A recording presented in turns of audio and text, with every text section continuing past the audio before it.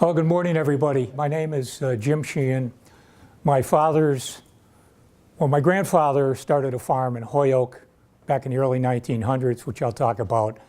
And when he passed away, my father and my two uncles took the farm over, and I was a younger boy. My father was the youngest of 7. So a lot of my cousins were up to 10 years older than I was. So they got stuck doing the heavy duty work where I pretty much had a good time, except for some small things that I'll mention. But then, you know, life goes, it went out of business in the 50s, though the land stayed in the family a lot longer. And life goes on. I went on through high school and I worked and went in the service and got married and on it goes, and you know, these things are in the past. Well, when I retired, I joined or was appointed to the Holyoke Historical Commission, and at some point a group came to us and said they would like us to give 3 or 4 small talks at one of their meetings. So of course, just about everybody, when you say a talk on the city of Holyoke, bang, it has to do with whiting mills and downtown and canals and dams and all of that. So I'm thinking, well, what can I do that's a little different than everybody else? And I'm thinking, and I go, well, you know, I do know a little bit about the farm up where Holyoke Community College is.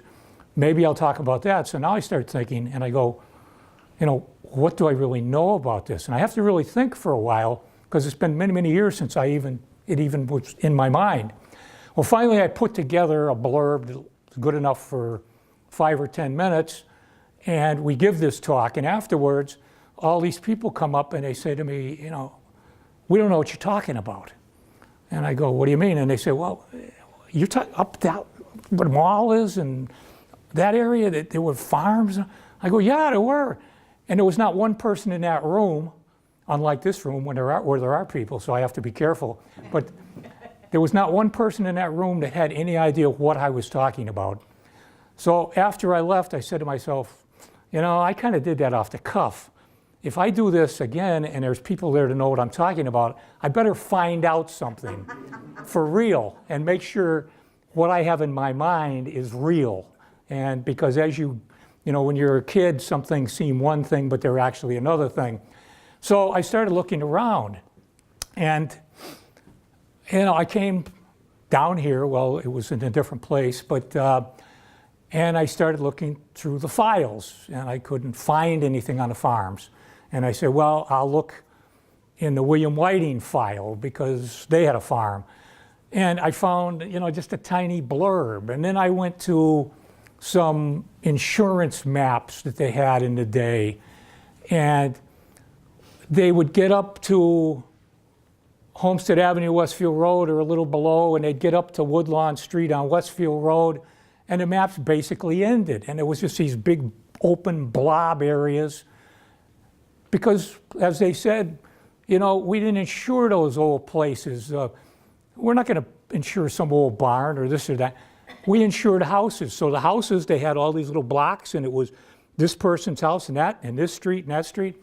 I said, that's no good. So I started culling the old transcripts, and I spent months going through on microfilm all the transcripts, found almost nothing about the farming community. So then I started to work in earnest a little more, and I ended up giving another talk at a Meds-Caf school centennial or something. And you know, there were a lot of people that had information because they lived up in that area. And I still do oral interviews of people that are willing, that are still around, and gathered other data and put together what I'm going to talk about today. So rather than spend any more time on that, we'll move forward. These are not the greatest. There's some aerial maps. This is 1939. This is kind of the area, the Homestead Avenue area here and so forth. I'll go to the 52 one, it's a little bit better. And this is 1952. And again, we have, by this time, the Sheehan Farm is in here. This is Moss Track. This is, I believe, the Soldier's Home here. And this is right over here. Where's my black thing? I don't know. Did I lose this thing somewhere? Where'd Eileen go? Did I lose this thing somewhere?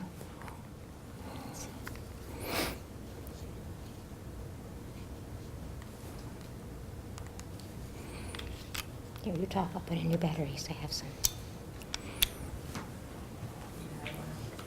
Okay, so anyways, that's what it looked like in 1952. This is where Westfield Road and Homestead Avenue come together. Hard to see, little pumping station Holyoke Water Department still has today. Right in here is the Moss Farm. This is where that little mini mall is.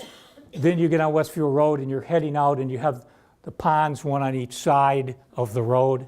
Aha, thank you, Eileen. Okay, the ponds on each side of the road, which we as kids used to call twin ponds.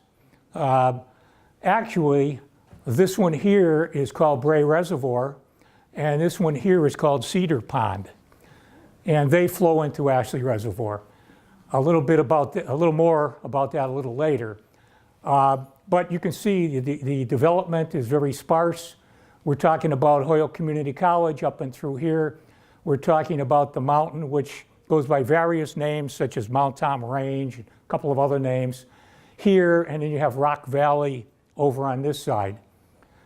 Again, this is just a more close-up of, in this case, Moss Track, Homestead and Westfield again, Road. Another close-up. Okay, now this is Ashley Reservoir, 1905. And this is kind of the area I'm going to be talking about. You have the main reservoir, you have Ashley, and you have Wright's Pond here, and a little later on, you have what's called high pressure, which is now and has been for a number of years called McLean Reservoir. They were using Ashley, and they found that they couldn't get enough water pressure to parts of the city if there were fires and so forth. So they built high pressure, which is up higher, and then they were able to reach all the areas of the city. But this area, you can't see very well. You can see a little better there. You can see all those names all around high service and and around Ashley Reservoir. There's some land my grandfather had where Edward Heights is today, and then the farm is over on the other side. He had some more up and through here. He had land all over the place, but this right here is the Holyoke Street Railway trolley line. That came in, more or less, that came up Cherry Street past the Soldier's Home, went up along by Bowdoin Village, right around where you go into college, the back way. It went in. You would go almost to the entrance to the college, and just as you're still on that George Frost Drive, you hit a gate there that's always open. But if you look just like to the right of that gate, you'll see a little road that's still there that goes down and back. Somewhere right in through there, trolley line it went all the way through the back area there, and it came out. If you go out Westfield Road and you head up the hill before you hit McLean Reservoir, there's a road to the right. That's the old way to Westfield. That's called Appermont Highway. If you go on Appermont Highway, which eventually swings right back around down by Feeney's and comes back to Westfield Road, if you're heading down the hill there, which is called Bender's Hill, it came out there. And there's a house I'm going to talk about in a little bit. It came out right next to that house, and it continued on for a distance. And I know this because in talking to members of the Bray family who lived out there, they had some knowledge of that trolley line, though they're much younger, and so they really didn't, it was just a dim memory to them. They didn't ride on it or anything. But it didn't go to the Westfield line, which I would have thought it should have. It only went a ways down Appermont Highway, and it stopped up on a hill there, and then it headed back. Well, anyways, you can see all these different landowners. There's Bray Reservoir again, Cedar Pond, Wright's Pond, which is when you first go into Ashley Reservoir, when you come in from the Westfield Road side, it's called Wright's Pond actually, and then you hit what's now Ashley Reservoir, which used to be Ashley Ponds. So anyways, now we back up a little bit, we come downtown here. 1848 thereabouts, some surveyors and others in the employ of some businessmen in Boston come up the Connecticut River, and they are looking for an area where they can build a dam, and then they can build some mills, because hydroelectric power is the thing back then. They've already built mills up in the Lowell Lawrence area. Now they want to build some more up here. They hit what was called the Hadley Falls or the Hadley Rapids, and lo and behold, there's a 60-foot approximate drop there. They go, hallelujah, we can build a dam here. So they head back, they get the money together, they buy the property.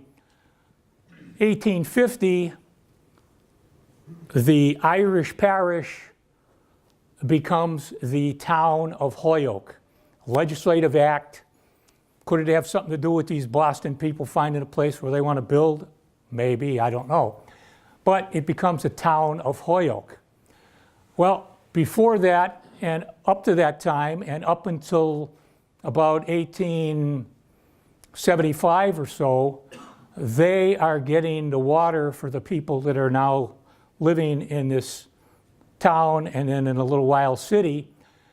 They're getting it from the river, and they're pumping it out of the river, and they're pumping it into a reservoir which is bordered by High Street, Lyman Street, Fountain Street, which runs along where Pulaski Park, or ran along where Pulaski Park is now, and Maple Street. Big reservoir they had there. Articles I read said they would store 3 million gallons of water in that reservoir. Well, time is moving on. First of all, they need more and more water for the mills. Also, they've come to realize by now that bad things come from this kind of water. Plus, there's problems in the summertime with droughts and so forth, and they don't have the water they need, so they said, we've got to do something else here. So they do a few other things, which I won't get into, but then they decide that they are going to go out and they are going to buy Ashley Ponds, and they are going to make a reservoir there, which they proceed to do. Well, now they're forward thinking, these people. They look around, they said, you know, because we're talking about all the land in back of Holyoke Community College, all the way from over by, used to be Grin & Barrett, now it's the Holyoke Community College School of Nursing. All the way from there, we're talking about all the way down, across Westfield Road, over to the West Springfield line, and even further. How it's all wooded and everything today. Well, back then it wasn't all wooded. It was all pastures and so forth. And again, I'm a kid roaming around there with my friends, and we're up and down in the mountain and all that, and we're going through this area, and there's a whole bunch of different dirt roads in there. I don't pay any attention to it. And there's trees, but a lot of the trees are not that big. Well, now I start looking this stuff up, and I go, wow, that was the area. That was all fields. But it's almost 100 years later by the time I'm roaming around there, so a lot of it's turned into woodlands and even bigger trees today. So, but they decide that, hey, we can't have all these people in there, a few of them living there, most of them just pasturing their animals there, because that's going to create problems, because this is the watershed the water from here is going to flow into Ashley Reservoir, along with everything they might be using on the fields, everything the cows might be dropping on it. So we've got to do something. So they went around to all these people, and they said, Daniel O'Connell's had a place up there. They used to blast a rock and use it for roads or whatever they did, and on and on. There was a lot of activity. As you can see, these are all people that own land.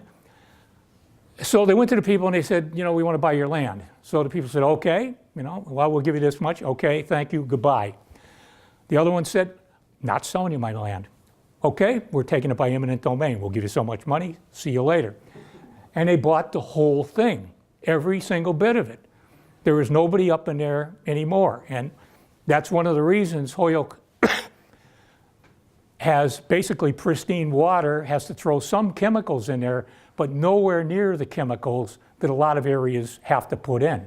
That is a big reason. And that was because of these forward-thinking people. Again, there's some more land my grandfather had. Okay, now we're going to move down, and this, again, is just to give you a little idea of where we're going here.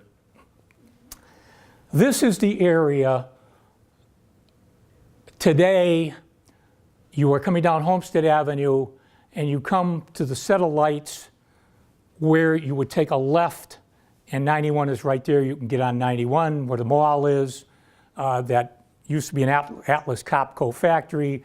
Now there's a charter school there and a factory building. Holyoke Pediatrics. This is the area we're talking about. But now, and this is 1958. I mean, this is not 1900. Connecticut River. Over here, owned by Brightside, Sisters of Providence. This is Nueva Esperanza's farm today, down on Main Street as you come on to Northampton Street there. Land of Providence, all of that area down there in the Main Street, that was all owned by Brightside, Sisters of Providence. Brightside, all in through here, all in here, Sisters of Providence, all in here, Sisters of St. Joseph, Mount Marie, over in there. This is the Holyoke and Westfield Railroad. If you turn in the mall on Lower Westfield Road and you have stores on the right and the left, you keep going straight to go to the mall, you go through an underpass, that railroad comes out of downtown Holyoke, winds its way here off to the city of Westfield. It's been there forever. And so on and so forth. But again, these are all the people that lived in that area. Land owned by the city of Holyoke. We're over here now by Ashley Reservoir again, Whitney Avenue, just to give you a little look at the area we're going to talk about a bit. All farmland in through here in the 1950s. Okay, this is the same area again from a different perspective. This is the old geriatric, which just closed up, which was the brand new geriatric, I think 1956 maybe. 54 though. 54? Okay, this is the municipal home, which they were tearing down, and they were moving over here. This is the city farm right here. Again, you go past the mall. For anybody who doesn't know where the geriatric is, instead of turning into the mall, you keep going straight, and you hit a stop sign. You see the old geriatric, it's sitting right in there. Now, this is Homestead Avenue here. This is the intersection I just talked about, Homestead and Lower Westfield Road. Over here is Seidel's Orchard, because the Seidels had all of this right here. There was more than the one that's there now. There were 2 or 3 of them. Now, if you come out, from the geriatric, if you work your way, you can go all the way to Homestead Avenue. All of this land, there were houses in the front here, and this was a chicken farm right here. Now we're talking right here is where approximately Whiting Farms Road is coming to meet Lower Westfield Road and then to go into the mall. But back in the 50s and well before that, City Farm encompassed all of this land, and they grew vegetables, they had some cows, they had pigs and so forth. This is, again, Lower Westfield Road coming off of Route 5, as it does today, going right over to Homestead Avenue. Another view, train tracks again, and the little close-up, there's geriatric again. Here's a couple of farms kind of right around, and here's chicken farm here, right around where you go into the Holyoke Mall. There's Pete. My father and the people, when I was a kid, they used to call him Pete Bubbalo. But they have the name there, the road there now, and everybody calls him Babola and so forth. But that's the same guy. This is 1981. This is a newspaper clipping the last farmer having cows, that kind of farmer. I mean, there's still some people that have a farm out in Rock Valley and so forth. But Pete's the last guy. Pete was a friend of the family. Pete was at my wedding, actually. And he'd been farming there for many, many years. His father, I think, bought the land 75 years prior to this. This is 1981. Pete was just, when you come down Homestead Avenue, if you don't take the left to go to the mall, but you keep going straight, that becomes Whitney Avenue. And then you cross a set of railroad tracks, the railroad tracks I just mentioned. You cross over them. There's a big office building there to the right, and to the left you have the People's Savings Bank high-rise building. Pete was on the right, kind of where that office building was, and in back of that, just after you cross the tracks, you could take that right, which is Babola Road, however you pronounce it, and it becomes Interstate Drive. You go to West Springfield. Pete went all the way back from Whitney Avenue across what is now Babola Road, up into the hill there where you have a few, Kelly Way and another street. You have the Girl Scout Council, and you have a couple of insurance companies. Dan O'Connell's building a new headquarters building. That was all Pete's land. Well, in 1971, just about everybody else is pretty much gone except for Pete. But again, when you came down that Whitney Avenue, where the railroad tracks were, they were up higher. There was a trestle bridge that went across, and you went under it. And when you went under it, you went down like this, and it was all dirt. You had to look, though, before you went under it, because really you can only have room for one car coming in each direction. And not many people were going out there up until the late 60s when Route 91 came through, because there really was, other than those people that we saw their names that lived out there, wasn't a whole lot of reason to go there. So you go under that trestle, and then you would have Pete's land there, and on the left side you would have Burbo's dump. We'll talk about that in a minute. But Pete was kind of out of the way, so he lasted, for that reason and others, he lasted longer than a lot of these farms did. But in 1971, National Blank Book, which was down by the Willimantic Bridge, in these big old buildings, well, now the trend was, to have one-level factories and parking for people and so forth. They came to Pete and they said, look at Pete, we want to move out there. We want to build a new factory. And Pete said, okay, well, I'm getting up there in age, how much you give me? And they bought the land. And they said to Pete, because my father used to go down there all the time, and when he retired, he went down there a lot. So they said to Pete, well, you don't have to move right now, because we're not ready to take over this land. So you just stay here, and someday we're going to come here and we're going to say to you, Pete, you have 2 weeks to get out of here. That's the deal. We're not going to charge you any rent or anything. You do what you want, keep on farming, have a good time. But at some point, we own the land, you're out of here. Okay, he said. That was in 1971. This is now 1981, and Pete is out of there. Well, in the ensuing years, National Blank Book decided they weren't going up there. In the ensuing years, we had a mayor in Holyoke by the name of Bill Topier. Well, Bill Topier got out after being mayor for, I don't know, 10 or 12 years or whatever, and he ended up going to Lowell. And he got some kind of a job there, and at that point, and he met this man named Ann Wang. Wang Computers. So Wang was looking to relocate out or build another plant out in western Massachusetts, and Topier said, got just a place for you. So he brought him up here and talked to National Blank and all, who by then said, we're not going to build. Oh, you want to buy it, Mr. Wang? Great.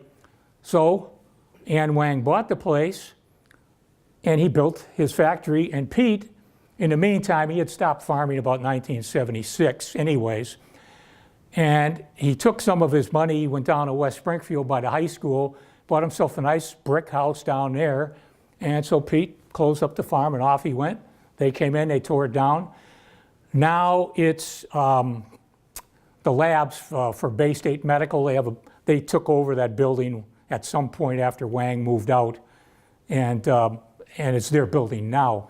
But that was Pete Bubolo or Babola or however you want to pronounce it. And that was his farm that was sitting there. And that's kind of looking from, say, where the People's Bank is now, the high rise, looking sort of north, and that was his farm. Generally nice flat land and all, until you got way up on a hill. Not like my grandfather's and others' farms. Okay, the next place I want to talk about is the Brightside Complex. Obviously, we know Mount Marie, which was Sisters of St. Joseph till just recently. We know Sisters of Providence. They have the big mother house with the gold dome. You can see it from the mall. They have they have the Bevan Kelly home for the elderly. They have a place called Bethlehem House, which is an older building. Anyways, back in the 1800s again, somewhere prior to 1888, the mills are being built, bringing in people. They need more people. They've got all these kids running around. In many cases, their parents are both working in the mills. The kids aren't going to school, some of them. Some of them are orphans. There are little kids all over the place. Well, there was a Father Harkness at St. Jerome's Church. And there was a doctor right over the street by the name of Dr. James O'Connor. He was very concerned about all these kids roaming around. He talked to Father Harkness and said, we need to do something about this. We can't have all these young kids running around the streets, getting in all kinds of trouble, getting taken advantage of, working in the mills for hours and hours for little pay. They should be in school and so forth.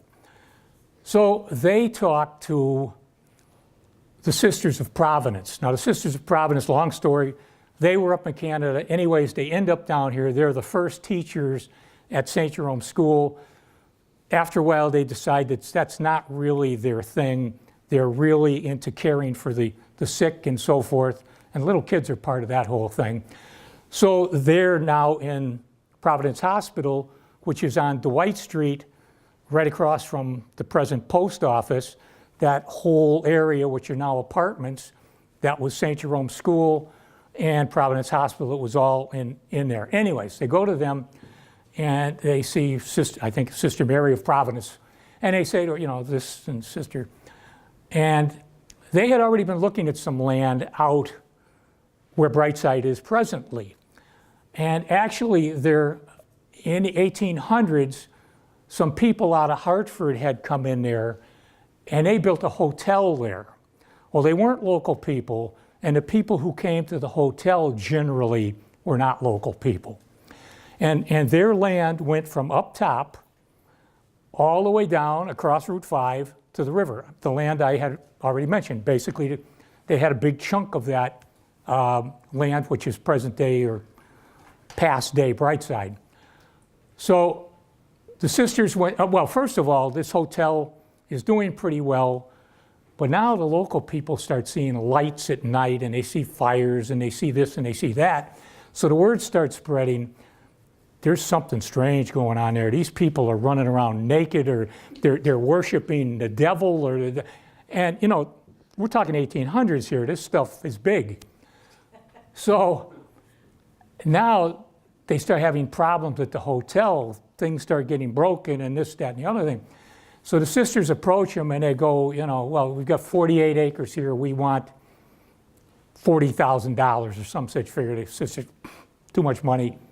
They leave. Not too long afterwards, guess what? The hotel up in flames.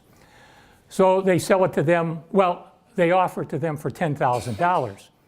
You can't just, sisters can't just buy something. They need the okay of St. Jerome's, the pastor at St. Jerome's, because St. Jerome's, at that time, that was part of their area. Father Harkness is good with it, but they also need the bishop to okay it, a Bishop O'Reilly in Springfield. Well, according to the writings, he's not a bad guy. He says, well, you know, you sure you want to go into all this debt? $10,000? You know, you already have debt from this house you have down by Providence Hospital.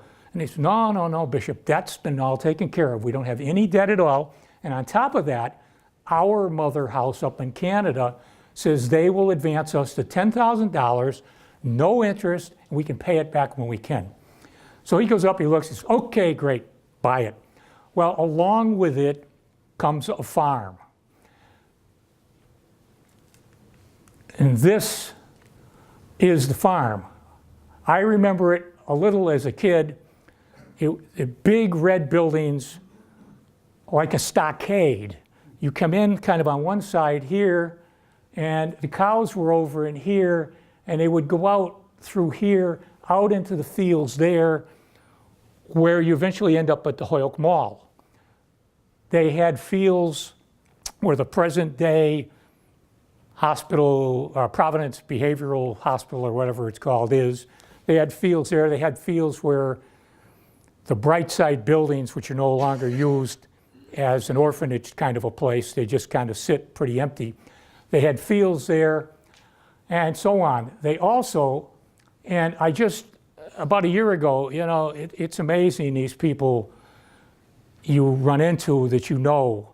One lady, Mrs. Gray, lived 2 houses away from me, and I never realized she was part of the Bray family for years. But this other gentleman that I knew years ago down at Springfield Y, and then I met him again recently. I'm talking to a friend of his about a year or so. He says, you know, John, he spent his whole childhood at Brightside. I go, he did? So I called John up. I said, John, would you like to talk to me? And we have a sit down, and he gives me an interview. Anyways, this building, and the kids are playing baseball here. These are the kids that are living at Brightside.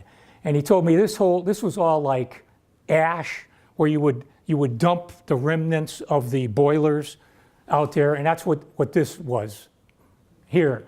And this building was called the Institute. And this is where the boys that came to Brightside lived. Now the girls, they lived in a different building because, you know, sisters were up on things. You couldn't pull wool over their eyes. They weren't going to have the girls anywhere near the boys. So they were up past Mount Marie. It's Mount St. Vincent today. They were up there in a building. But the boys were in here, and John was telling me they were in, he told me there was upwards of 100 boys here at any one time. But most of them were not orphans. Now, John, that I talked to, was an orphan.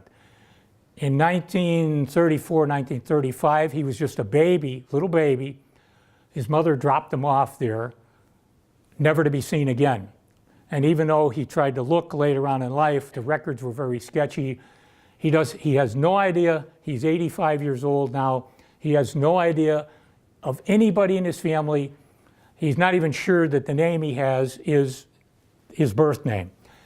But anyways, he was telling me that inside there was a couple of dormitory rooms. Well, first of all, when he first got there, he went to Bethlehem House, which was just across the street, and it's still there. If you go up into that Brightside area, you'll see a long, older building there, and that is, I think it's still called Bethlehem House.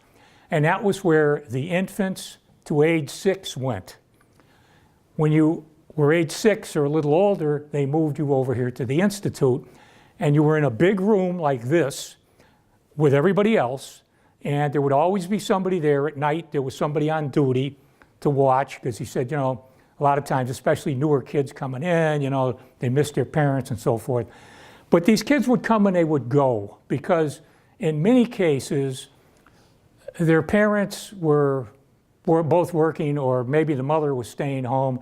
There were 6 kids in the family. The mother gets sick, the mother passes away, and now the father can't handle everything.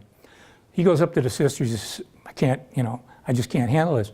Okay, how many kids you want to, well, if I could send 4 of them up here, I can handle the other 2 until better things come along. Okay, send them up, so they take care of the 4.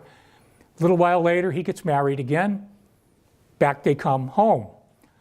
On the weekends, John is telling me, kind of a, sometimes I want to cry, but John is so positive, it's unbelievable. On the weekends, Saturday, Sunday, the parents would come up, or the parent or some family member visit the child, take them out to eat or for an ice cream, on and on. But John says, you know, nobody ever came up for me because I didn't even know anybody. And but he said, you know, he said, I loved it there. He said, the sisters all said, you know, you are our baby. Our baby. We raised you from when you were a little baby. He said there were only a couple of us, 2 or 3 of us, that were there from almost birth until we hit at least 16 years of age. He said the most of them came and they went. But he said it was really good. He says because we would, the couple of us, we would know, like around the holidays, the Elks Club or the American Legion or this or that, they would come and they would bring us to their place for a party. And he said a lot of these groups would do that, and you couldn't go to all the parties, but he said we knew which were the best parties, where they would give you the best presents and the best food. So myself and Charlie, or whatever his name was, we would go there. And then we knew the best jobs to get. They didn't work, they had nothing to do with the farm. There were workers that worked on the farm, not the children here. The children here went to school. They had their own school there in a building, and they were taught by the Sisters of Providence, and they went to school through 8th grade. When 8th grade ended, if they wanted to go to high school, fine. Again, we're talking a long time ago. If they didn't want to, they could leave or whatever. But, so John said, we also knew the best jobs, because they gave them little jobs like you would give your children. So we knew the best jobs. He said, I worked in the kitchen, because you got the most food when you worked in the kitchen, and so on and so forth. But anyways, without spending too much time on it, he said when I got out of 8th grade, he said I went to Holyoke High School, and he said I had a job though. He said the sisters got me a little job on the farm, the actual farm, before and after school, and he said I would go over there. And he said I would pick up the milk, and I would bring the milk around to all the Brightside Complex, Sisters of Providence, Sisters of St. Joseph, and so forth. That was my job. And he said, that was a great job. He said, first of all, I was with the hired men, and you know, I'd be sitting with them and all, and they'd be talking to me and so forth. But he said, also, he said, they got some great food over there, and I would eat with them before I left. So he said I'd get up and I'd do that at 5 o'clock in the morning or whatever, and then I'd eat, and then I'd run back to the Institute, change my clothes, and I would go to school. And he said the way we went to school, or I went to school, he said I would run out, I would run down a hill to where like Providence Hospital is today, and I would get the bus there. And the bus was actually run by my Uncle Neil, because John remembers him because my uncles had some kind of a deal where they would pasteurize milk or something for the farm here. So they would be down there on occasion. And he said, a lot of times I'd be way up the top of the hill and the bus would come.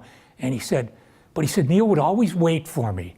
Not like Crankshaft in the paper. He said he'd always wait for me. I'd get down, so I went to Holyoke High for 4 years.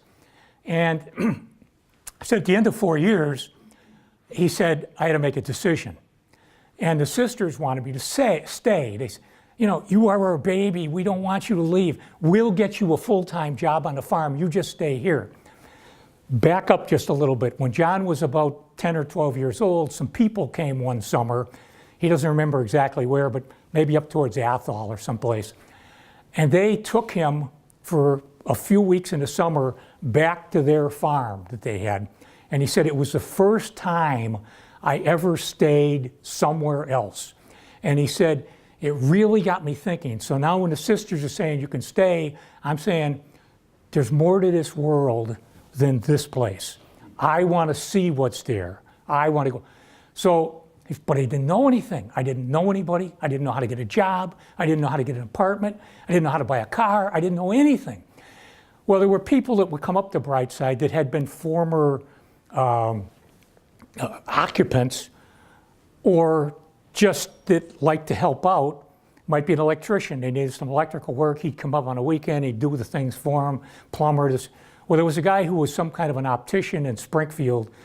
Had a place on Main Street where he sold glasses, but also they had a place in back where they made the frames and all. He got John a job there. He got him a room in his mother's house, and John did all right in life. He's happy. He has no bad feelings for anybody.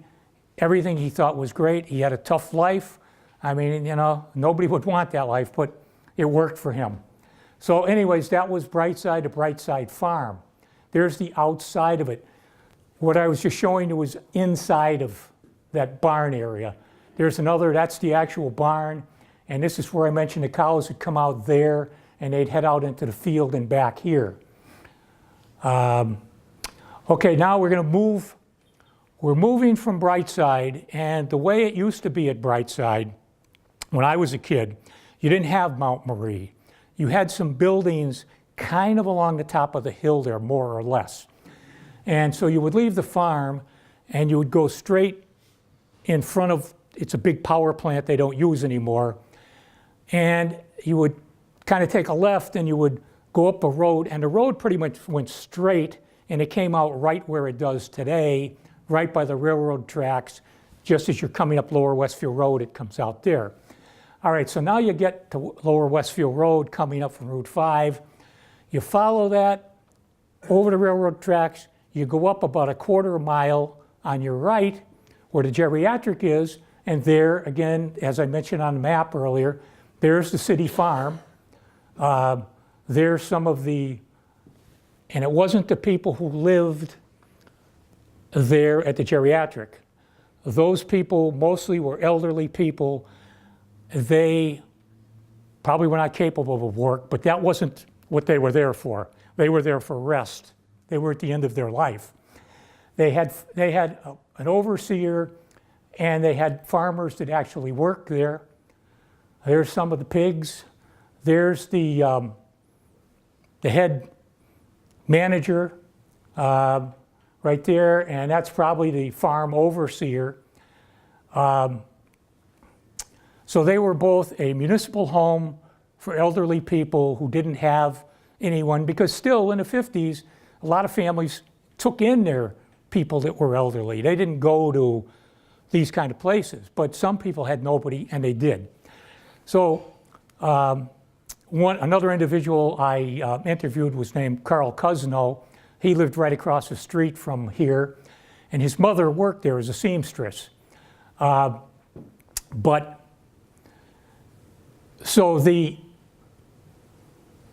Back until about 1965, welfare was handled by the cities and towns. It was not a state system like it is today. The municipal home and the farm came under the Holyoke Department of Welfare, which was in City Hall, right down where you come in. If you park on the garage, you come in the door there. On the left and right was the welfare office. The reason I know that was because my Aunt Edie was a welfare investigator, and I would go over there at times when I was going to school at St. Jerome. She'd give me a ride home or, different things. So it was all handled by the city of Holyoke. To get into the municipal home was a political thing too, because it was handled by the city of Holyoke, run by the head of the welfare department, but also overseen by the alderman. Well, when I was up there before they closed looking for old pictures and things, I ran across this big scrapbook, or maybe two.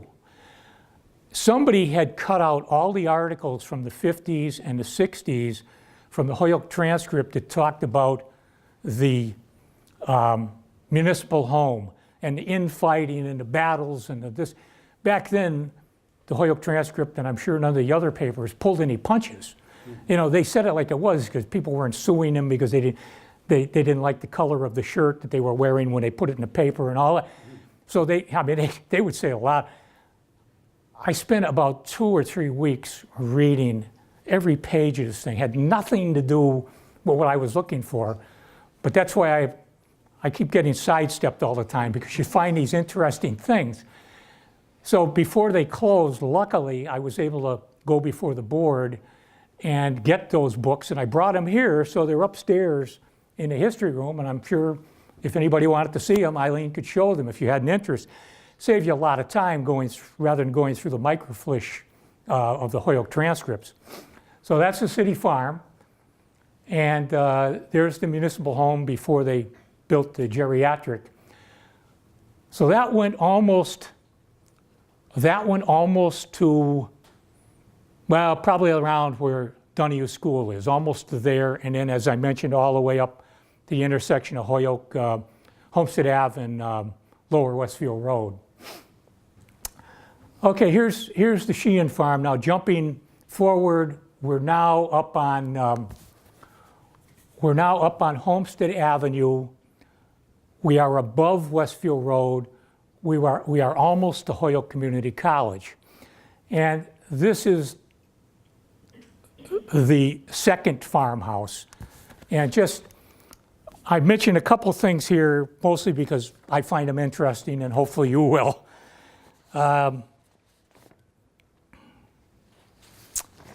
Okay, let's see. This one here, I guess.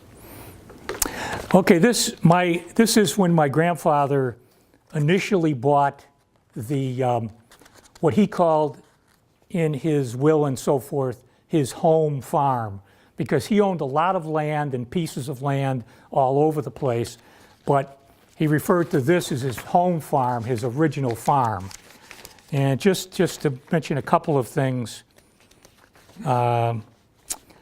First of all, that Anne Hathaway of New York, for consideration of $1 and other valuable considerations paid by Patrick J. Sheehan in Holyoke and so forth, sell him the farm. The other considerations were she probably had a mortgage, and he took over the mortgage.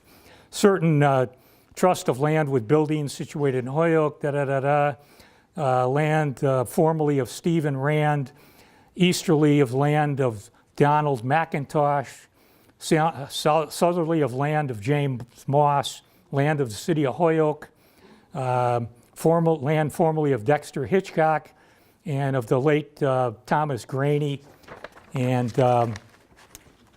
so on and so forth. And it's dated October 9th, 1903.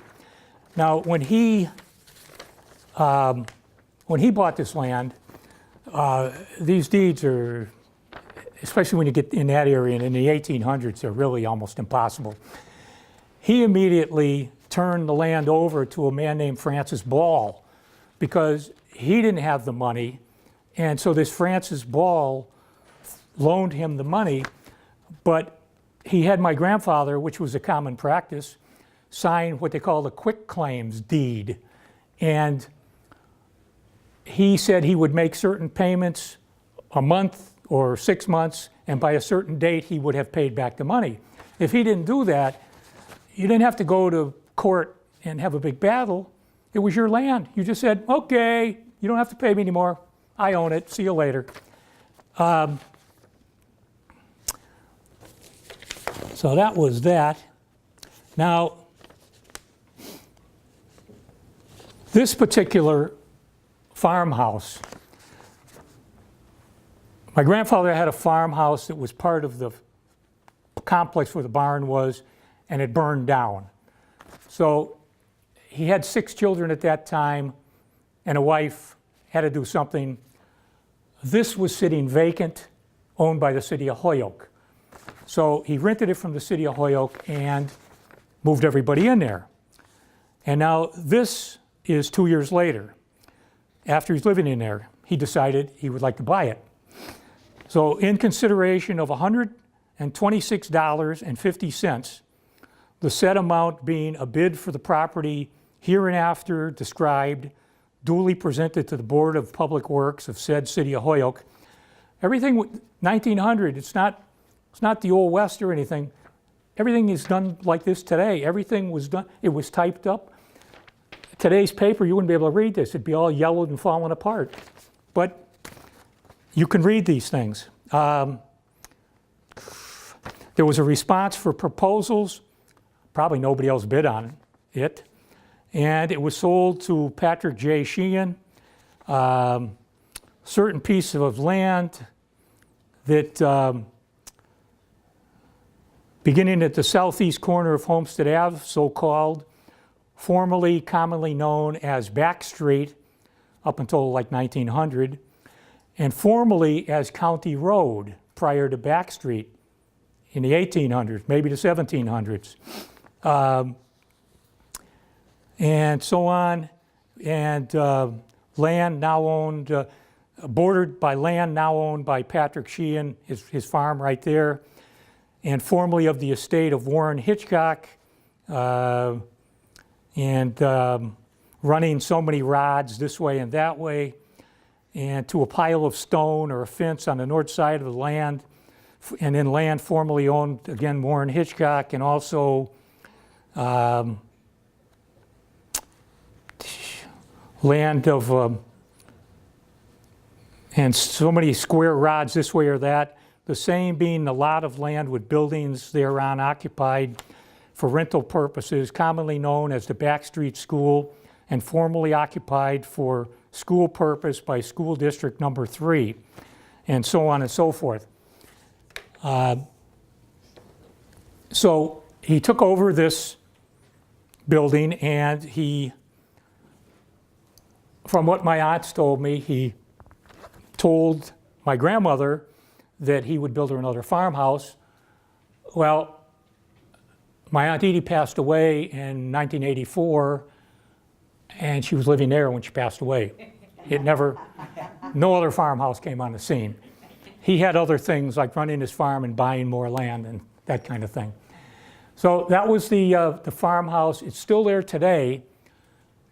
If you were coming down Homestead Avenue towards Westfield Road and you have Community College on your right, then you go by about 5, 6, 7 houses, and just before you start down the hill, you just have passed Edbert Drive. You're not quite to Memorial Drive. You look to your right just as you pass that area, and you see this house. It doesn't have the front porch like that anymore, and it's blue in color now. But it's still there, and it's still holding up. And I was talking to the lady who just sold it in the spring, I guess it was. Her husband had purchased it from my father back in 1984, and he had passed away, and she just sold it. And she took me through it, and he had changed it somewhat, but pretty much looked like it had. So that was the farmhouse, and this is sometime in the 30s. You can see it's still a dirt road because, well, I'll mention that later. There's the farm. It was when you passed this house, you would go up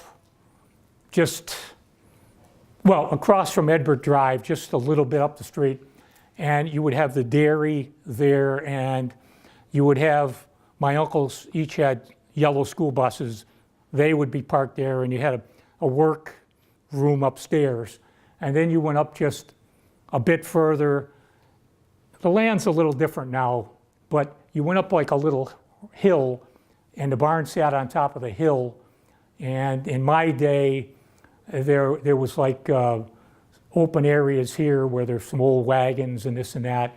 And up here, this in my day was open, but that was a pump house. And it was still there when I was a kid. You had to pour some water in it in order to prime the pump so you could drink the water. Water was great. I remember people in the 50s when we had one of those hurricanes, I think, and you had a boil water ban on coming up there by the carload getting water because somebody from the health department had tested it. No problem. They needed to boil it or anything. The only negative about it when it was open was that we learned after a bit you had to get a bottle of water and you had to hide it somewhere in the wooded area there because a lot of people would come along and they would prime the pump, get the water they wanted, and they wouldn't leave some water behind for the next person. So you would hide a little bottle somewhere and only you knew where it was. So when they didn't do that, then you could get a drink of water. That was actually when he first bought it. There's Homestead Avenue. So that's like, 1903, 05.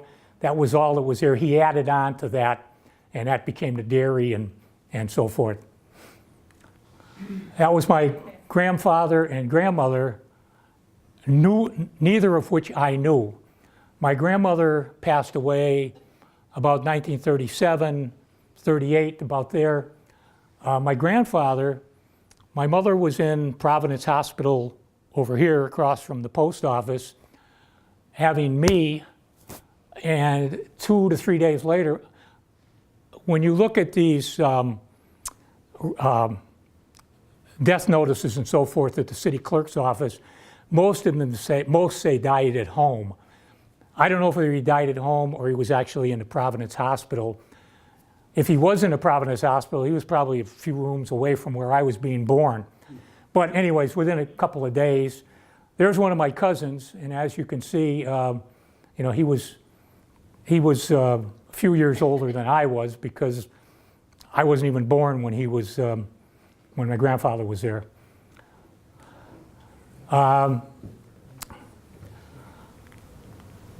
This is a family photo. I believe it's my mother and father's wedding. And there's my grandfather, there's my Uncle Michael, my Aunt Edie, my Uncle Neil, my Aunt May, and my father. There's my Aunt Elizabeth. She wasn't in the picture, and but she was at the wedding. The reason the story goes that she wasn't in the picture was, first of all, in the 1930s, my Aunt May wanted to get married, and she went to my grandfather and she said, "I want to marry Jerry." And my grandfather said, "No, you can't. Maybe in a year or two you can." So May, being kind of go along, said okay, and she waited, I don't know, a year or two, and then she got married. Well, my Aunt Elizabeth came along, and she said, "I want to get married. I want to marry Ed, who's a Holyoke police officer." And my grandfather said, "You can't. You have to wait a year or two." And my Aunt Elizabeth said, "I'm getting married. I'm not waiting at all." So they didn't talk after that. She's not in the picture. I don't know if that's the reason, but she was at the wedding. Sometime after the wedding, her front doorbell rings. She lives down on Hitchcock Street up on the second floor. She goes down to the door, and there's my grandfather there. Now, this is a few years later, I think. And he's got a 100-pound bag of potatoes. she opens the door and he says, "Hi, Elizabeth," or whatever he says, and he gives her, that's the peace offering. So after that, I guess they got along okay. But all of the women, my Aunt May and Elizabeth, they both went to Westfield Normal School. They became school teachers. I also had an aunt by the name of Elsie. She died very young in 1927. She also went to Westfield Normal. She went to AIC, where she got her master's, I guess it was, and she actually was going, or had gone, to Columbia University. And she came home and she got something, appendicitis or something, pneumonia, and she died. You know, you didn't ask a whole lot of questions anyways, because you're a kid, you don't care about most of the stuff. But I remember asking about her, and you get this, well, what happened to her, you know? Because they had some pictures of her. She died. Well, what did she die of? Well, she just died, you know. She was home from school and she died. There was not these long conversations about this, that, or the other thing. So consequently, you didn't get much information. But kind of the way it worked was, first of all, on the farmhouse. As the children got married, they moved out and moved with their husband, and they got apartments or houses. So now it came down to basically where my father was living there, and my Aunt Edie was living there, and my grandfather was living. My grandmother now has passed away. Well, now my father gets married, so he moves out, and we go down, or he goes down with my mother to 1037 Dwight Street across from Holy Cross Church, and that leaves Edie with my grandfather. Well, Edie had some medical problems, and she, for her entire life, was a spinster. She never got married. So when my grandfather passed away, Edie stayed in the house, and she stayed there until she died in 1984. So that's why, you know, none of the others were living in the farmhouse. But kind of the division of work, more or less, when I came along, was that my Uncle Michael and my Uncle Neil, first of all, they had yellow school buses. Now, yellow school buses today, you see them all over the place, but back then you didn't. I think they might have been the only two. There was mention of one more person, but he had a blue one.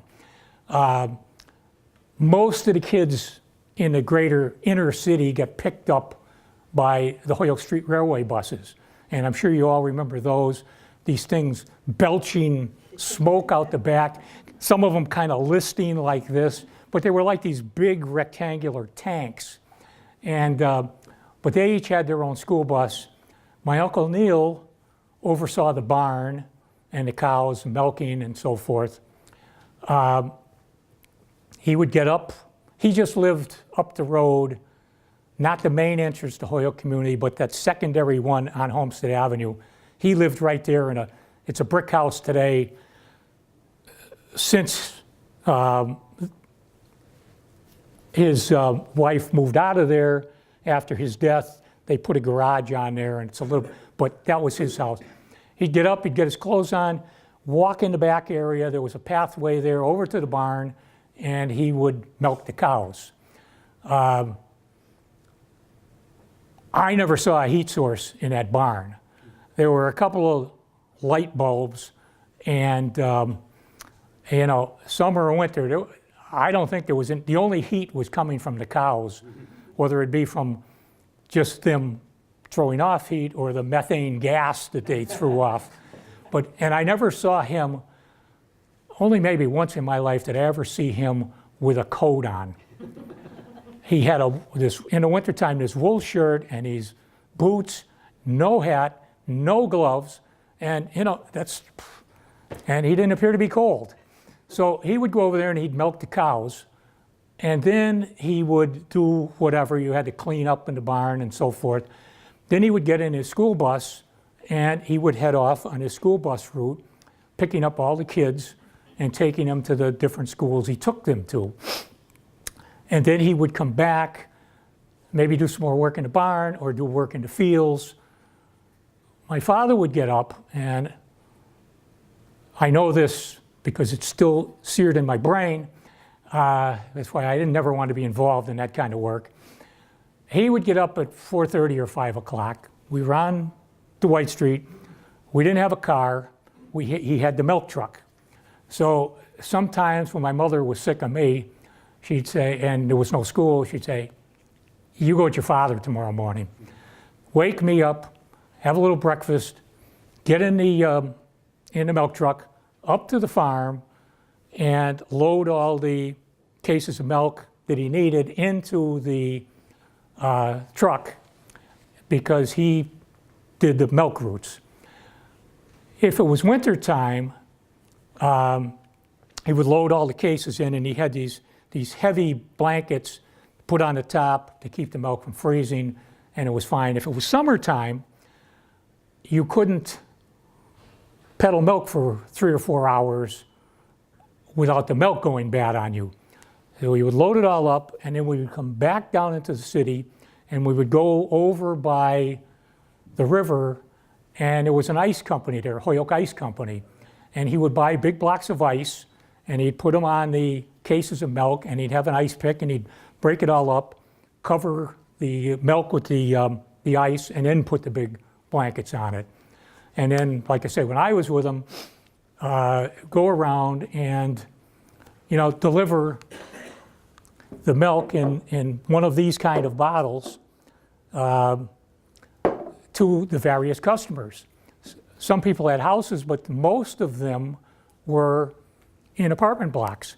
So he would have these milk carriers, and depending how many he had to deliver to in a block, he maybe would have 2 of these milk carriers, and they might be 6 quarts or 8 quarts, and he'd carry them up and drop the milk here and there, come to a doorway, and back then, a lot of the women stayed home, handled the house and the kids, and so he'd give them the milk. But there were others who might not be home or worked, and one of 2 things. Try the doorknob, if nobody answered. If it was open, he'd go right into the refrigerator, put the milk in the refrigerator. Certain houses, he knew that if you reached up on the ledge, there would be a key there. Take the key, open the door, put the milk in the refrigerator. Different times. Problem being, though, if you got all the way up to the 4th or 5th floor, they usually got 6 quarts of milk every other day. Today, they want 7 or they want 8. Back down, get 2 more quarts, back up. So there was a lot of exercise at times involved in that. And another thing, it was either 2 or 3 milk routes, I don't remember exactly which, but he had to deliver milk 6 days a week, which was okay, and Sunday off. You didn't work, nobody worked on Sunday, whether it be the fields or anything else. When Christmas and New Year's and anything else came up where he needed the next day off, he would do the milk routes till about noontime or 1 o'clock thereabouts, and then he would come back to the farm and work in the fields or whatever the other work was for the day. But if these holidays were coming up where he didn't want to work, obviously, he would have to double up the milk routes. And that meant on Christmas Eve, you were getting to these houses 4 o'clock, 5 o'clock, it's cold and it's dark, and the men are home from the factories by then. And my mother used to love this. And especially when I went, she loved it even more. You'd get up to one of the houses and it'd be, hey, John, haven't seen you in so long. Come on in, have one, have one for Christmas. And so we'd get home by about 8 or 9 o'clock at night, and, he'd be a little bit feeling good. And, that one, the next day he heard about that for quite a while,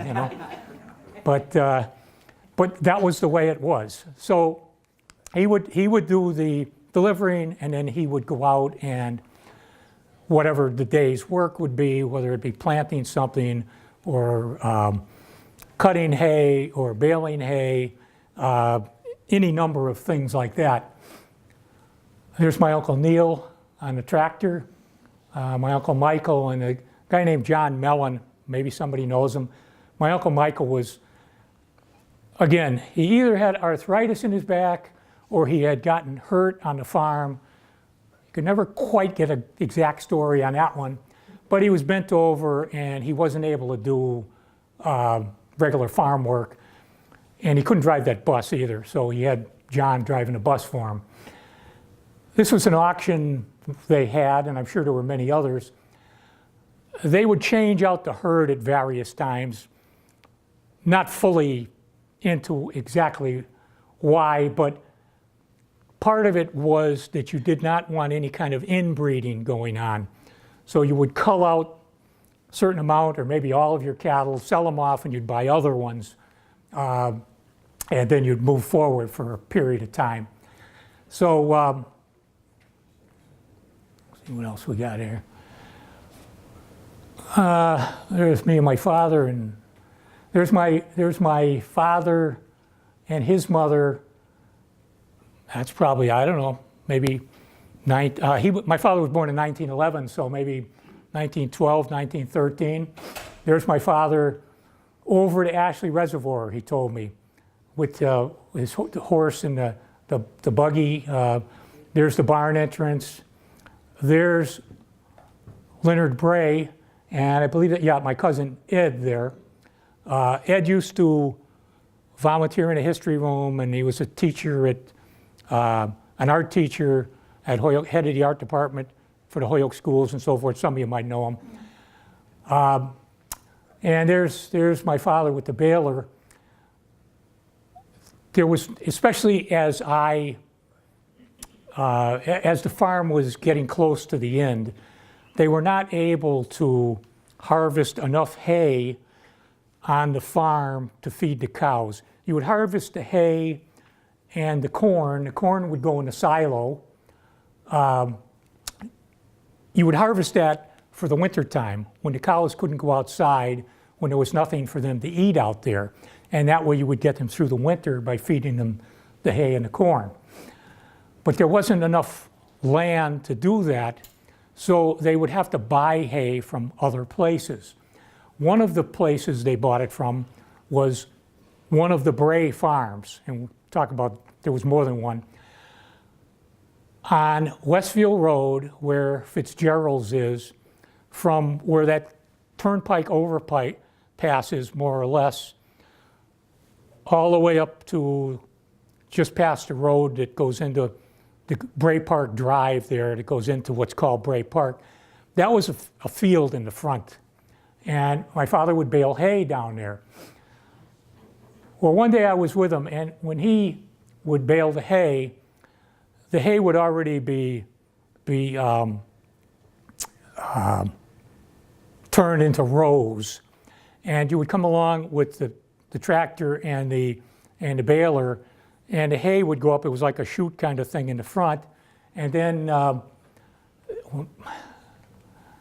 it would go inside, and it would become compacted into these big rectangular bales. And there was also a roll of twine and some kind of generator that put the twine around the bales lengthwise to hold it together. And then it would work its way out the back. Well, as it was compressed and all, it was a certain length. And then these knives would come across and they would cut it right there. So you would have bales generally the same length. And they'd pop out the back. Like I say, he would be on a tractor and he'd be standing up on a tractor because the gas was up here. And there was no need to press anything on any kind of a foot pedal. And he would be looking forward to make sure it was feeding in right, and he would be looking back to make sure it was coming out right, and the twine machine every once in a while would malfunction, and the bales would come out and they wouldn't be tied, and so you'd have to stop the tractor. Well, I was sitting on a little seat, this little seat right there, and you'd be bouncing up and down because the weight was towards the front. Yeah, that little seat right there. I'd just be bouncing like a ride at Mountain Park or something. And all of a sudden he stops the tractor one day And he jumped off and he goes, Jimmy, come here. And he goes back to one of the bales and he pulls out this curved knife that he had to cut the twine, and he cuts it. Or no, first I look and he pointing, and I see these little ears sticking out of the bale of hay. So he cuts the twine and the hay falls apart and there's a rabbit in there.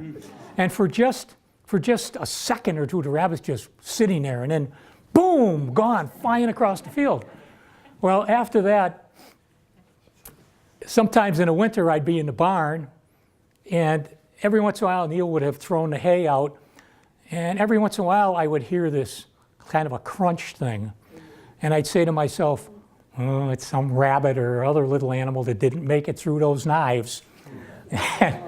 But yeah, so that was one of the interesting things. But he would go to other places like down by Whiting Farm off of Homestead Avenue. There's, if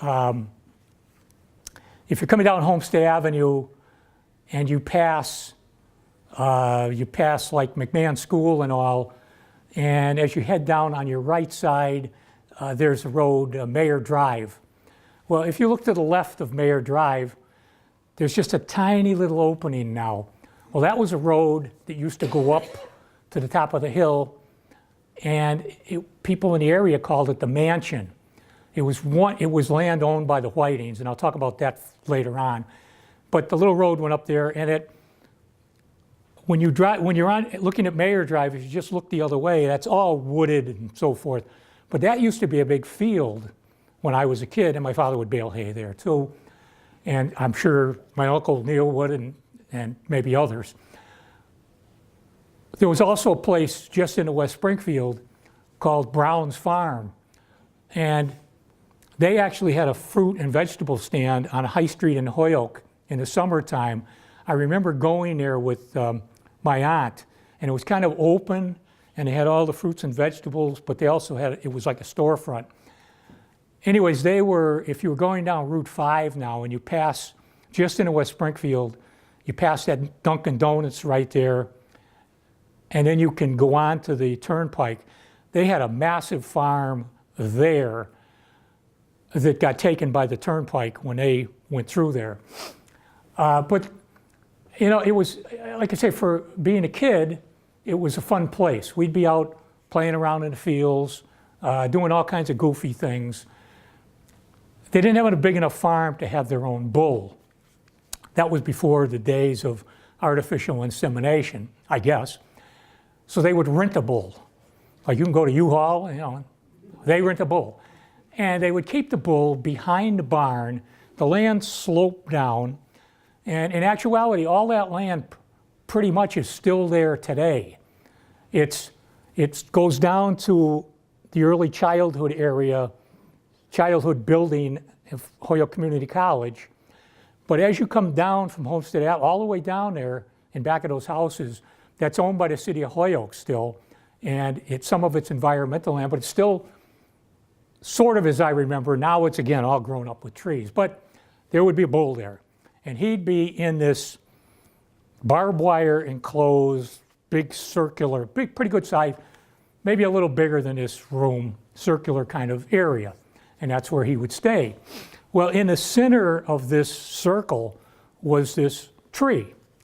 And it was, I don't know, thinking today, looking in the books, maybe like a hawthorn tree or something. It had these spikes on it about this long, whatever kind of tree it was.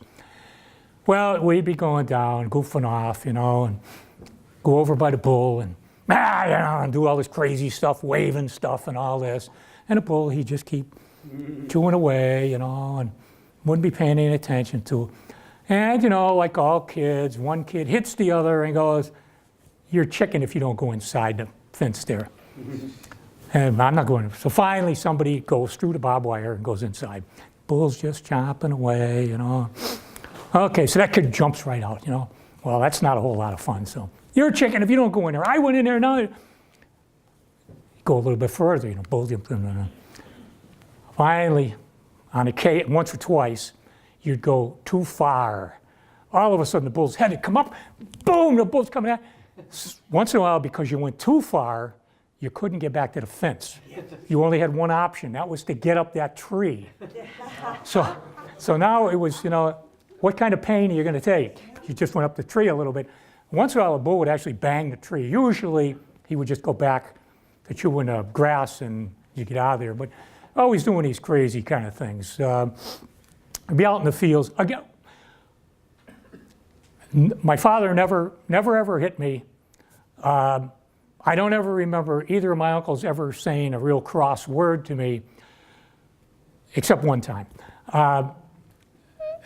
The only original sin was to mess with the cows. So we didn't mess with the cows. They were out there chomping on the grass, minding their own business, and we weren't supposed to be chasing those cows around, messing with the milk.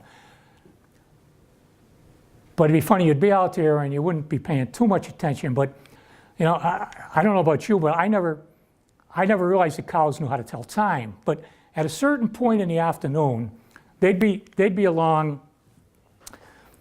There were a couple of different fields.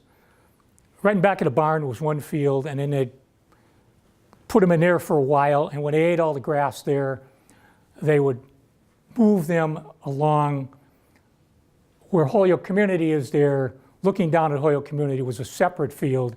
They'd run them into there and close that off so they would stay there. But they'd be out, and this is kind of an area where the pines are today when you first come in the main entrance of Holyoke Community. And they'd be along there, and they'd be in the field and they'd be chomping away. Well, and they'd be spread out. Well, all of a sudden at a certain time, maybe 3:30, I don't remember exactly, certain time one of them would kind of raise its head up. And then it would move a little bit. And then another one would raise its head up. And it would move, I mean, slowly. You wouldn't even notice if you weren't paying attention. And before you know it, they were all in a line. And here they go, headed back towards the barn. And when they came around and they were right even with the barn, it was closed off there so they couldn't get in until my Uncle Neil or my father came along and took down the big sticks that barred the entrance. They just stand there milling around, and because they knew it was time to go in. It was time to be milked. So now somebody would open it up and they would come in and they would go into the barn, and each one of them knew exactly where their place was. And they'd come around the back and they'd go into this, they were called stanchions, and they'd put their head in there, and then my uncle would come along and he would close it up and put a little chain or something over it so they couldn't pull their head out. And there was a metal water bowl there, and they would just push on it with their tongue or their mouth, and they'd drink the water, and then he'd come along and maybe give them some grain or give them something, hay or something, and then he would milk them, which was kind of another fun. They did have one or two milking machines, I think somewhat primitive as to what they have today, but a lot of them he would milk by hand, little three-legged stool, and be milking away. That's why you kept away from, and you keep away from these farmers, especially in those days, because with all that milking, they were strong guys. If they grabbed onto you, you might as well forget it. You weren't getting away. So you learn that pretty quick. But he'd be milking, and cats. The place was loaded with cats. People would come along. I remember being there, and somebody come up from the city, and, hey, John, oh, hi, somebody, and, that cat of ours just had another litter, and he have a box of kittens, and, we can't keep the, can you use them? Throw them in the barn. In the barn they'd go. Well, these cats were not there as pets. They were there to work. Everybody there was there to work. So the cat's job was to go around and eat all the mice and maybe chipmunks and anything else they could find that was not good for the barn. They would get a pan of milk, though. And, my uncle would put the milk out, and these cats would come from everywhere. And there'd be, 30 cats, 40 cats coming to get some milk. When they heard the milking, that was time for the cats to come. Well, every once in a while, he'd be milking away, and he would go like, with the teat, he would go like this. And a stream of milk would go up like this, and it would start to make its turn to come down to the floor. It never made its turn. As soon as it started to turn, one or two of those cats would jump up and get all the milk in their mouth, and off that one would go, and another one. And every once in a while, he would do that, and they'd kind of wait, and kind of interesting. But you had to be careful, though, and when you're a little kid, and people tell, or any kind of kid, and people tell you things, sometimes, like my mother said, in one ear and out the other. So you don't walk behind cows. Well, one day I'm walking along and back in the barn, walking along and back. I don't think I was bothering anybody that particular day, but just walking along, not paying attention, all of a sudden one of the cows reared up and kicked me right in the head.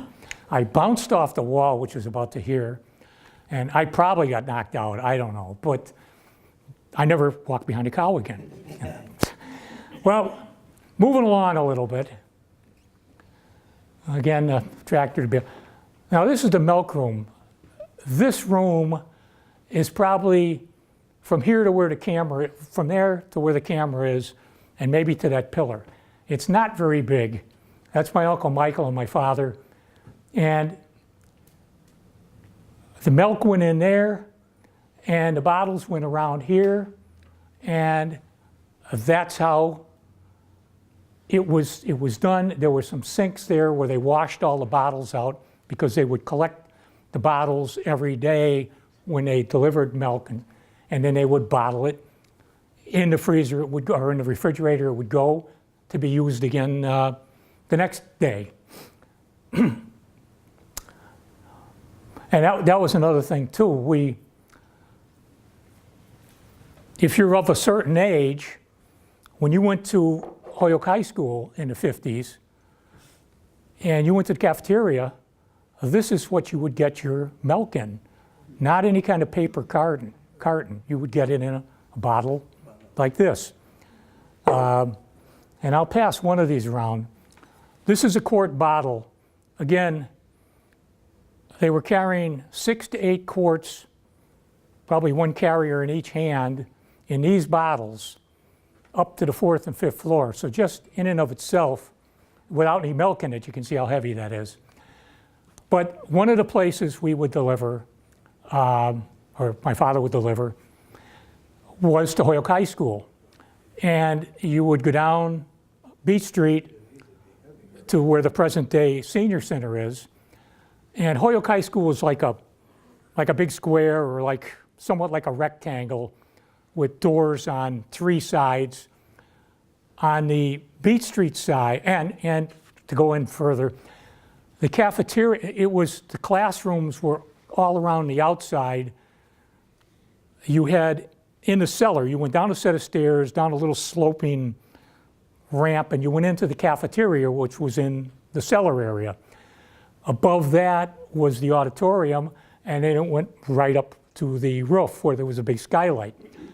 So you would, if you went down Beach Street, just on your right, when you reached the high school, were these 2 doors. They weren't full-size doors. They were where the deliveries were made.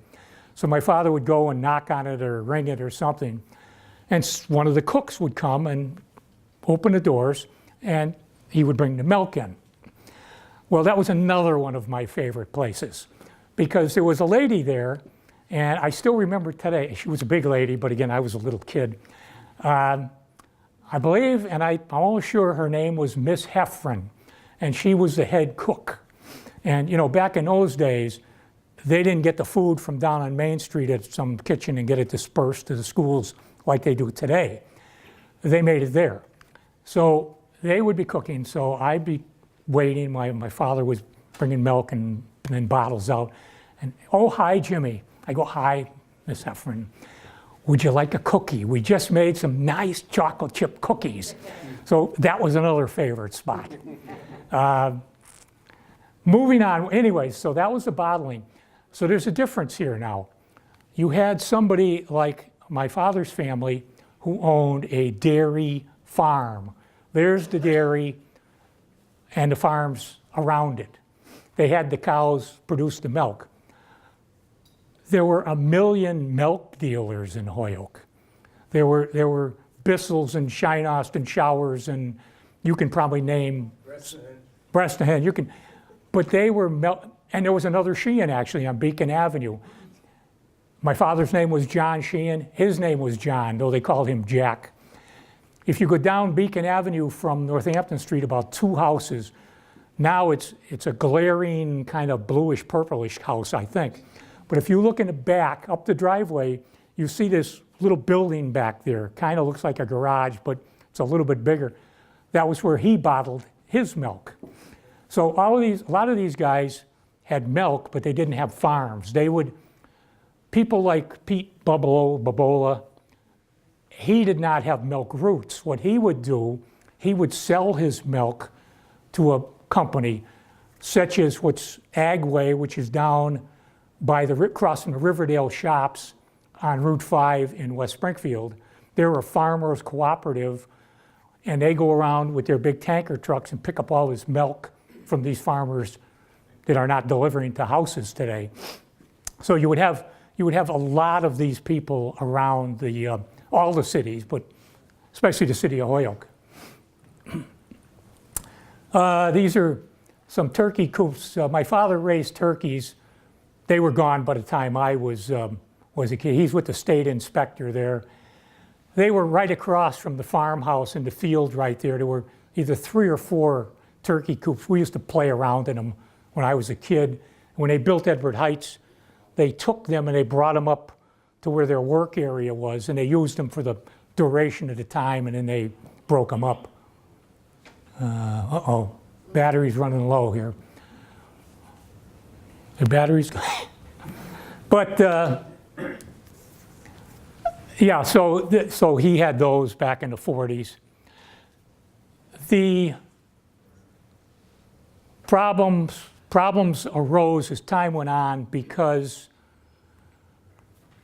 it was a great life in some respects, a lot of work and all. My father said, during the Depression, you were never hungry, had plenty of food, you never had any money. That was the problem with farmers. They never had any money. Still today, most of them, they say how they're land poor. If you sell your land, you have money, but then you don't have your farm. And so that was one of the problems. Now you're getting into the 50s, and for one thing, the women who have traditionally stayed in the home, they're now moving out and going into the workforce. And now you have, even when my father was delivering, I think it was for instance, Mullane's drugstore, I think it was on Dwight Street.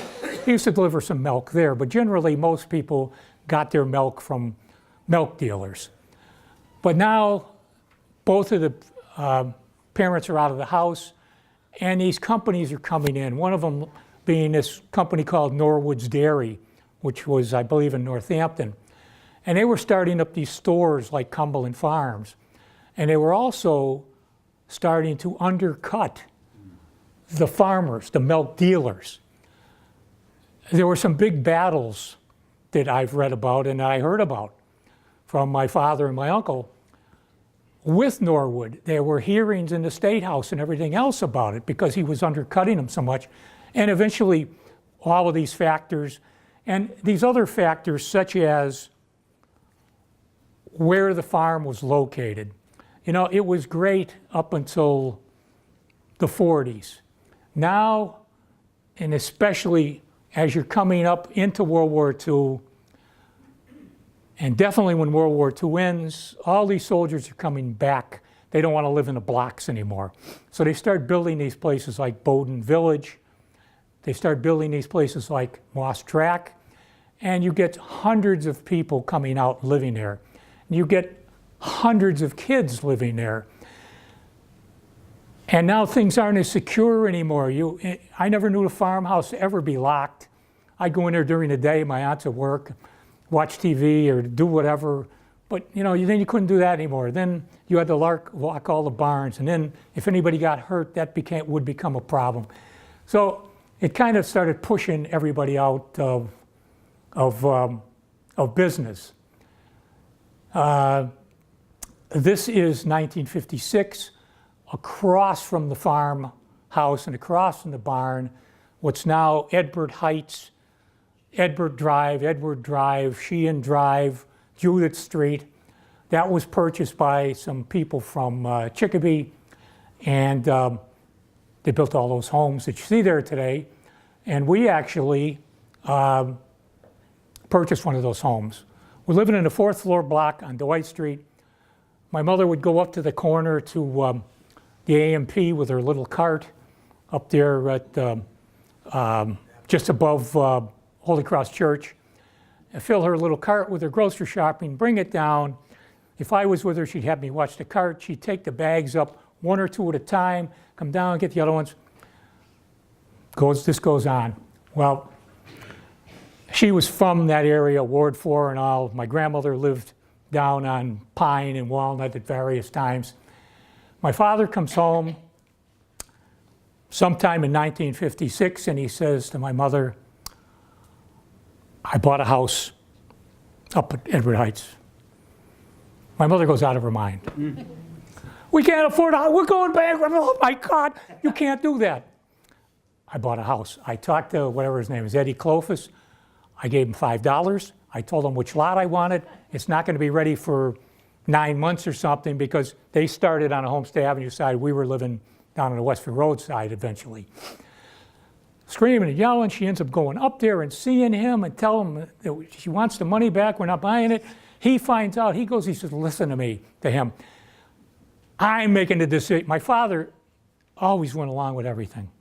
He just, after a while, my mother wore him down, and he would, okay.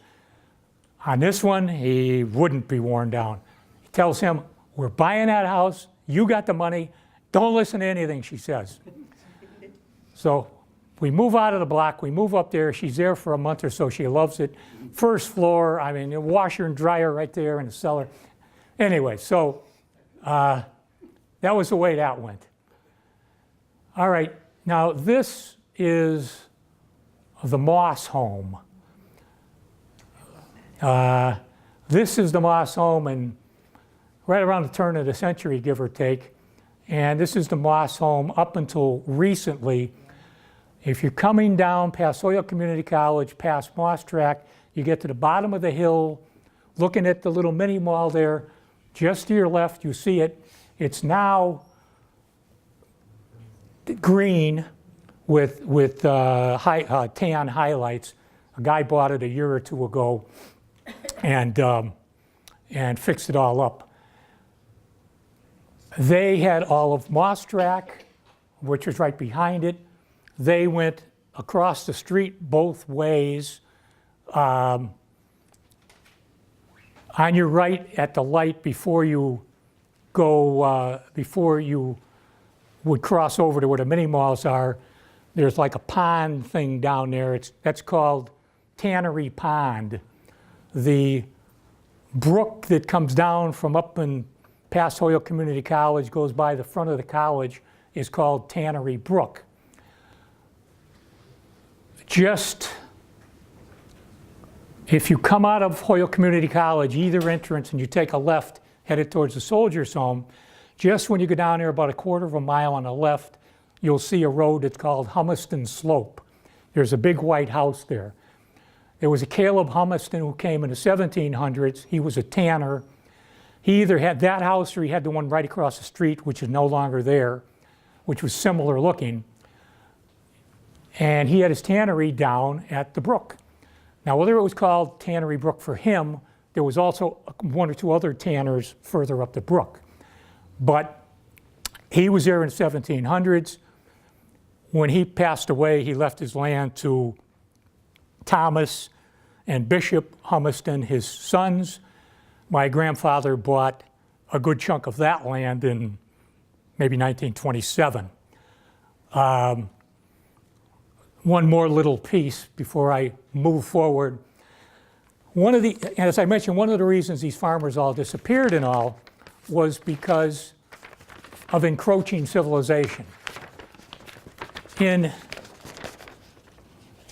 1900, let's see, 1913, a man by the name of Wilbur came out of Boston. And he went right across from the college, and all those streets, Granville Street, Rugby Street, Brennan Street, and so on, they were all laid out in 1913. This whole area, he was going to build 482 houses there. 30-foot frontage. Most places today have 100-foot frontage. Most houses have 100-foot frontage, some down as far as 75-foot. 30-foot frontage, and they were various depths. Well, for some reason, again, it wasn't quite the Depression yet, but there were bank failures and so on and so forth. Some reason he didn't do it. And at some point he started selling off, or his heirs started selling off this land. If you go up there now, you'll see it's kind of a hodgepodge. Some people have big yards, some have small yards. There's a few houses that were built on the actual 30-foot frontage, and you'll pick those out if you drive around up there. You could buy more than one lot. Some did and made a bigger place. But my grandfather bought, I think, 28 lots up in there from him. And I mean, I never even knew it until I looked this all up later, just in the last few years, because they never used that land for anything. But anyways, coming back down, Tannery Brook Pond. Now you have Moss's house. He went across where the mini mall was, had land there. As you take a left and you're going up Westfield Road, he had land all the way up there. For those of us that are a little bit older, what's called, or was called, Villa Vista, all that area, that was his land. And then he went down a hill, and I think he bordered the Bray farm down at the bottom of the hill. He also had more land if you went down Homestead Avenue on the left. James Moss, I have him there in 1835. Frank Moss, his son, took it over after him. I never knew him. He was dead by the time I came along. They said he was known for his teams of horses and the beautiful animals he had. When I was young, my aunt once in a while would send me down with something for Mrs. Moss, because where that house is now, from the house down to Westfield Road, it's all wooded. The land was split. Somebody else owns that piece of land. A different person owns the house. And they used to own it all right down there, and it was this like a picket kind of fence there, and I think there were mulberry trees, and the lawn was all mowed, and great looking place. It was said that it was a way station for slaves. It was said that there was a tunnel there to escape the Indians. When I was a kid, if you look to the right as you come down a hill, there's a pumping station there. Just to the left of the pumping station, the land starts to go down into the swampy pond that's there today. But when I was a kid, if you went down there just a bit, there was a tunnel that went in about 6 feet under Homestead Avenue, and then it was all like caved in. That's the tunnel. Well, there's a lot of caves and tunnels and everything around there because of different things they tried with the waterworks. Anyways, a couple years ago, before the present guy got it, I got to know this John Gajowery who owned it. And he had changed a lot of things around in there, but I said, John, did you ever find a tunnel in the cellar? Well, the cellar is only just a small fraction of the house. And the way he took the stairs out, you can't get into the cellar walking downstairs. You have to go through, you have to open this locked, like, hatchway that's about the size of a cellar window, and you have to crawl in there and drop down. Well, he let me do that. So I went down there, and that's where the boiler and everything is. And I checked all the walls, but they're all made of stone. And I couldn't find anything that looked disturbed or that had been patched up. So I still don't know if there was really a tunnel there or not. But I looked. So anyways, these are the Mosses right around the turn of the century. That's the house there. 1890, their tax bill. No different than today, regular printed up tax bills and so forth. Holyoke was a city by 1873. That's the back. That's where the hired help lived up in here. Again, Moss House. Okay, now the Brays. If you go down Westfield, well, if you come up Westfield Road and you hit the underpass for 91, and then you have Shimmerhorns. And then now you keep going and you go to Bray Park Drive. There's one house on the corner of Bray Park Drive, and then there's a big, still grayish house right next to it. That was Frank Bray, the father's house, where the Bray family grew up. Frank Bray had some land behind his house and a little bit around it. Now we're turning around and we're coming back towards Bray Park Drive. Michigan Ave's on our left. His brother, Dwight Bray, had a house and all. It sat back, though. It sat back probably a little further than that little mini mall there. And he was more into, he was kind of an early forerunner of today's nurseries, growing plants and trees and so forth. After you passed Dwight Bray, just a little bit further, right around where Shimmerhorns is, you had another brother of Frank's, Albert Bray, and he had a dairy farm there. And I remember going there with my father. I don't think Albert was there then, but so he had a farm there, he had cows behind it, and I think their land went over and abutted Whiting's land that was over where you got Whiting Farms Road now. So anyway, that's the greater Bray family. Now, if you're at Bray Park Drive and Shimmerhorns is here to your right, and you turn and now you look at Michigan Avenue, which is called or was called Goodyear Park. No, it wasn't called. It was called Elmwood Heights. Elmwood Heights. Just to the right of Michigan Avenue was a pond, and it wasn't always full of water. In the summertime, sometimes it would be kind of low. But in the wintertime, it would have water because it was fed by streams. And this land also was owned by Frank Bray, and it went all the way up almost to the Soldiers' Home.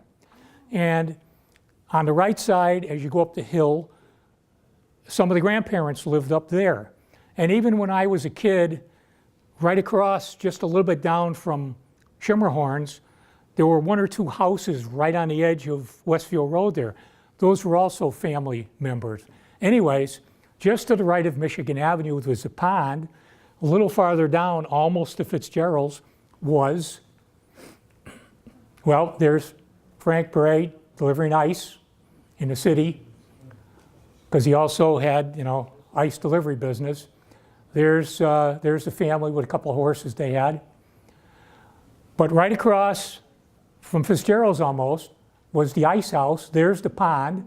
They would cut ice, run it up the chute, and put it in there, cover it with sawdust, and sell it in the summertime.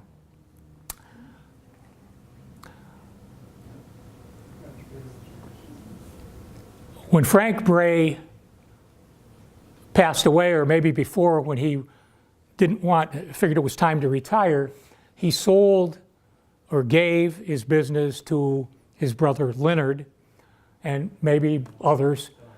Leonard lived out here. This is Appermont Highway. He took it over, and again, like a lot of businesses, like wagon wheels, when wagons became cars, overnight, when people had refrigerators and didn't need to bring in blocks of ice, the business basically gone almost overnight. But he had a saving grace there in that Hamden Ponds, back in those days, was a big resort area. Today, it's all occupied year-round homes. Then it was cottages. And it was a real hopping place for those who don't know. You had the Sundown movie theater, you had a few bars there, you had Lambert's and Kingsley's Beach and Free Beach and Jettos, you had all these different places. It was, people weren't going off to Aruba back in those days. They didn't have a lot of money, so they would go out there. And in many cases, they still had their ice boxes. So he was able to go on for a few years. He was also transitioning into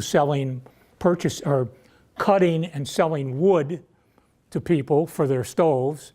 He then transitioned, as time went on, into Bray oil and sold oil, stayed up with the times. Now this house and this barn, where you come up towards Fitzgerald's, where the Albert Bray had his farm, right where the overpass is of 91, this house sat right there, and behind it was this barn. Well, about either I had just gotten out of the service or I was home on leave. Where we were in Edward Heights, we overlook Fitzgerald's. And I remember I was out in the backyard or something, and I see this house going up Westfield Road. I mean, it's going very, very slow. It was this house, because Francis Bray now had taken it over. He owned it, and he wanted to keep it, so talked to the state, and they probably gave it to him for $1 because they were just going to knock it down. So he had the house moved out. He went up right before you hit McLean Reservoir. You took a right, which used to be the main road, Appermont Highway. In there, couldn't make the corner because of the rock ledges there. So he and his wife spent 2, 3, 4 days sitting there in that house while they blasted or cut away at those ledges so they could get the house around the corner, because he said, I'm not having someone go in that place and wreck it. So they stayed there. So they brought it around in there, down past what used to be the entrance to McLean Reservoir, down the hill, which is called Bender's Hill, right on the left there. It sits today. Yeah. You go down that hill, you'll see it sitting there, and a barn right behind it. They moved them. And just to the right of it, I had mentioned that trolley line. You'll see a big open area to the right of it was where that trolley line went through and continued along the ridge until it ended out there. So that was Francis Bray. And now this is Whiting's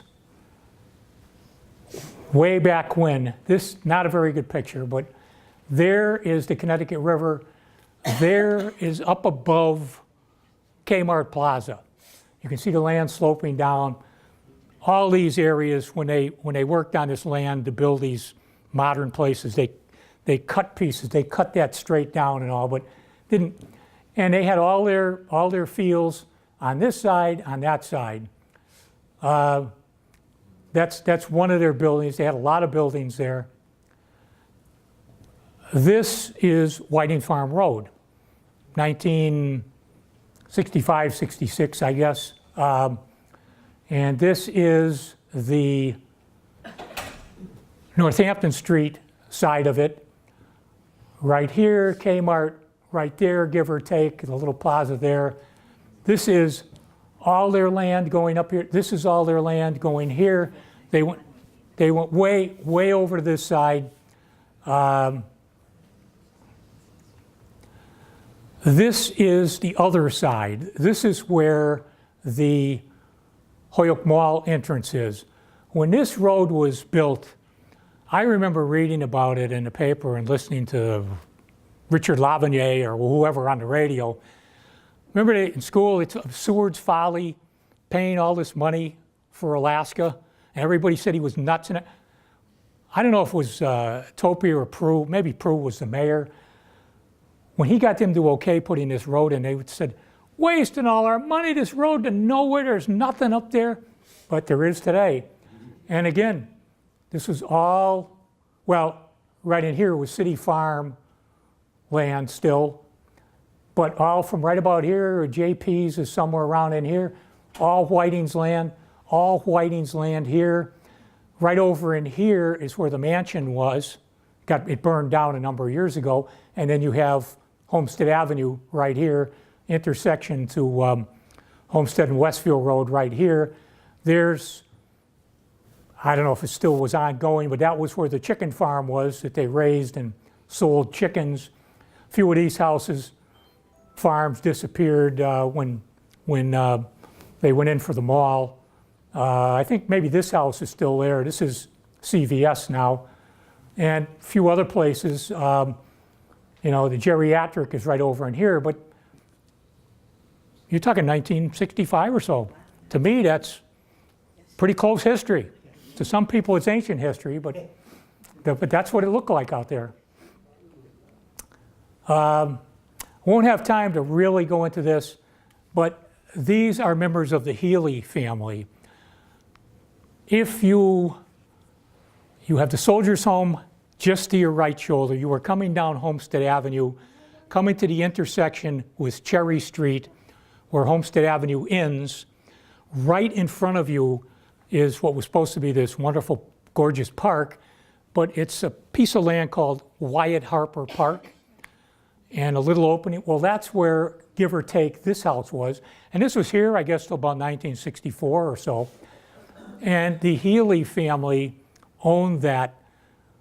They went a little bit down Cherry Street.